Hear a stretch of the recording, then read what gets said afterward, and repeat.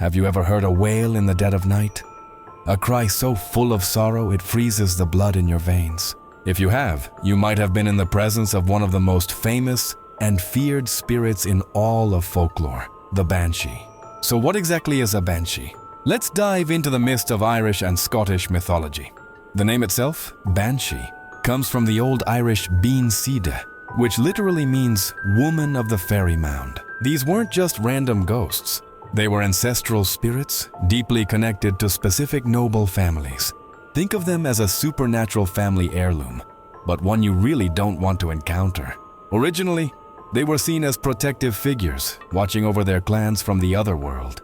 In fact, in older tales, a talented mortal woman, a poet or a singer, could become a banshee after death, her spirit continuing to serve her family.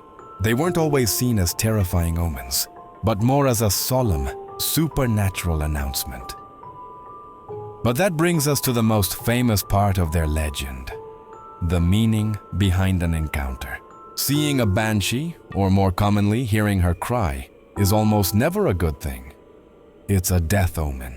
Her wail, known as a keen, is a lament for a family member who is about to die. If you hear a single banshee, it signifies an imminent death in your family.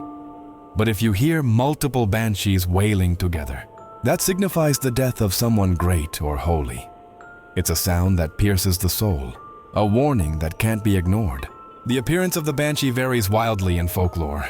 Sometimes she's a beautiful young woman with long silver hair, wearing a gray cloak over a green dress, her eyes red from weeping. Other times, she's a terrifying old hag with a distorted face, long fingernails, and a shrouded spectral form. One common, chilling detail is that she's often seen by a stream or river, washing the blood-stained clothes of the person who is about to die. Imagine stumbling upon that scene in the twilight. Now, while the Banshee is most famous in Ireland, Scotland has its own version, the Bean Nige, or the washerwoman at the ford. The stories are incredibly similar and just as eerie.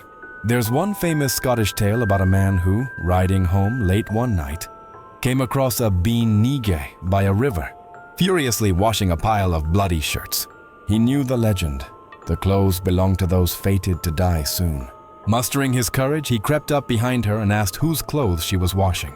The spectral woman looked up, her eyes filled with an ancient sadness, and she held up a small shirt, his own son's. Heartbroken, the man raced home, only to find his son had fallen gravely ill and passed away just moments before. So, the Banshee is more than just a scary monster. She is a profound symbol of family ties, grief, and the connection between our world and the next. She's a messenger of death, but also a mourner, her cry the first lament for a soul's passing. The next time you're out on a quiet, moonlit night and you hear a sound on the wind, listen closely. It might just be the cry of the Banshee. Thank you for watching. If you enjoyed the video and would like to see more content like it, please like, follow, or comment to let us know.